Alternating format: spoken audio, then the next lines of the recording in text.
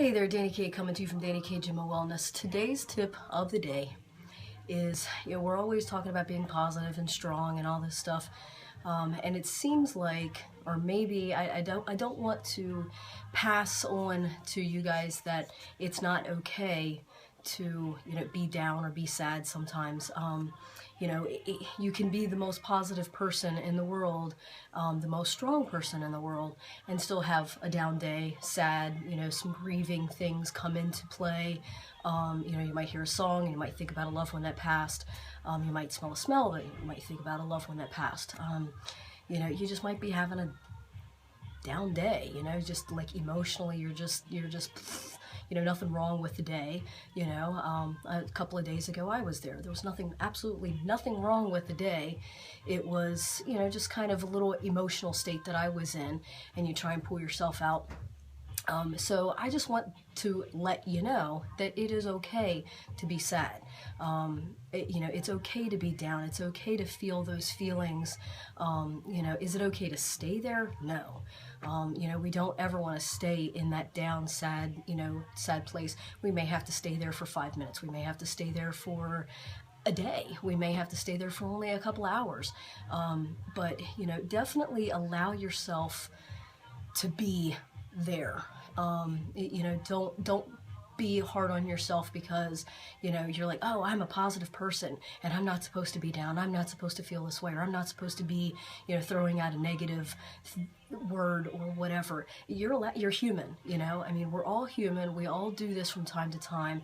And don't think that because you're always positive, but today or this moment you're throwing out something negative, that you're a negative person, because you're not. Okay. I do that. We all do that. We're human. So, sometimes we're going to have something that, kind of bugs us or whatever, and we're going to bitch. We're going to complain. We're going to, have a pity party for ourselves sometimes. We're allowed to. It's okay. It's okay to complain about something. Definitely if you want to change something, complain about it, change it, that kind of thing. Just because you complain about XYZ doesn't mean that you're a complainer. Just because you're negative about something doesn't mean that you're a negative person. So positive people can have negative thoughts. Positive, strong people can be down and sad. It's okay. So what I'm telling you guys is it's okay, and it's okay to actually allow your kids to see that as well, because they see that then you're human. Guys, sometimes you guys are taught that you're not allowed, or so you're not supposed to cry. It's not manly to cry. It's okay to show emotion and feeling. And I tell you what, I get a deeper respect when I'm talking to a guy, that maybe lost his mom, or lost someone that, a best friend or something like that, whether to death or, just in, kind of a relationship kind of thing. And they start choking up, or, like, oh, I can't finish the sentence or whatever. I get a deeper respect for that person and a deeper bond to that person, because then, what, that makes that guy look human. Like that guy definitely, men, women, kids, we all have feelings, and we should all be allowed to share our feelings and to express our feelings. If we want to cry, cry. If we want to grieve, grieve. And things on Facebook. If you're posting something about a loved one, we do it all the time. I know, a little while ago, and in the past, let's just put it that way, I've been kind of, not reprimanded, that's not the right word, but I was kind of, told that, you're always talking about your mom, you're always down, you're always this, you're always that. I don't feel like I'm always down, and I don't always feel like I'm talking about my mom.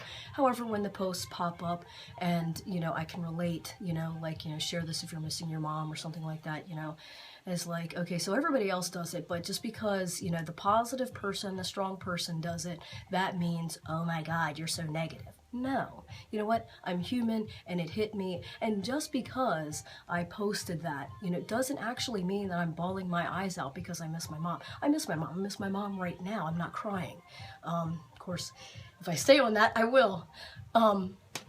but because she was a big part of my life, and I should be allowed to have tears, even if, you know, it just for that second, well, just because, you know, y'all heard it, I just choked up a little bit. But that doesn't mean that the rest of my day is going to be all screwed to hell because, you know, I'm sad. You know, no, I was sad in that moment, sad about talking about that one person, and it's okay.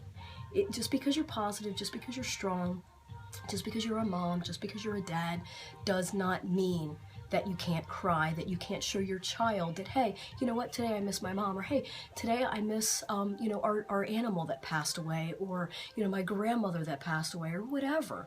You know, it's okay. Let them feel, you know, the emotion too, because if they see that mommy and daddy has to be strong through this, what if they're sad?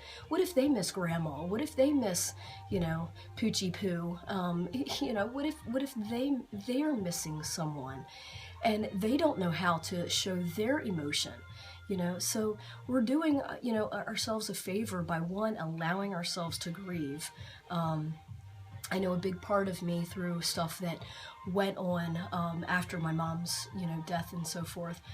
I was not allowed to grieve. I had to be the strong one and, you know, put and force and fight and you know, and put forth all this effort to make everything right and do and you know, so, you know, maybe that's why I have things in small increments happen to me, because I didn't have like this huge, you know, day, 2 week, whatever of, you know, grieving.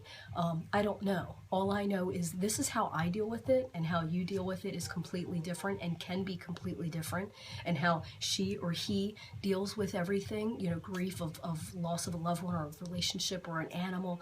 You know, we're all allowed to grieve in our own ways and in our own times. So, you know, and the one thing is, oh, time heals. Time will not heal, and time will not ever heal the loss of my mother. So, you know, with those people, honestly, truly, I want to punch them in the trachea, because time is not going to, you know, make me forget my mom and heal that pain. You know, you learn to deal. And sometimes, you know, we have those times where we want to post about our mom on Facebook, or we want to, you know, share that thing about our mom or our animal or whatever. You know what? And it's okay, because everybody does it. And just because you're strong and your friends are nagging at you, or 1 or 2 people are nagging at you, oh, you're so positive. Oh, yeah, right, whatever. You post that negative thing, you know, or you post that negative thing, or, you know, you're crying and pity partying about that. You know, tell them to screw off, you know what I mean? Like, deal with you in what you're feeling and what you want to do, you know, and your true friends, again, I've said it before, your true friends will allow you and will comfort you in those, you know, posts or those minutes or whatever it might be. So I say, allow yourself to grieve, allow yourself to be sad, allow yourself to be pissed off, you know, and show that, don't take it out on your children, show that it's okay for your children, and let them see how you handle it, and they learn from that. You know, our children learn from what we do and how we act and how we react, you know, what we keep in, what we let out. So be a true mentor to your kid, and you know, parent your kid. Don't let everybody else parent your kid. But hope you like this.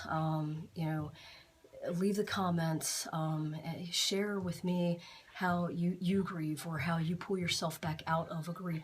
One big way, before we go, one big way that I share, or how that I want to share, how I pull myself through grief is, yeah, my relay for life. You know, I lost my mom, obviously everybody knows, to lung cancer. So I developed the Night Fighters team for Relay for Life. And, you know, that for me is a way to keep my mom alive, her spirit alive, and just to feel like I'm giving her death a meaning.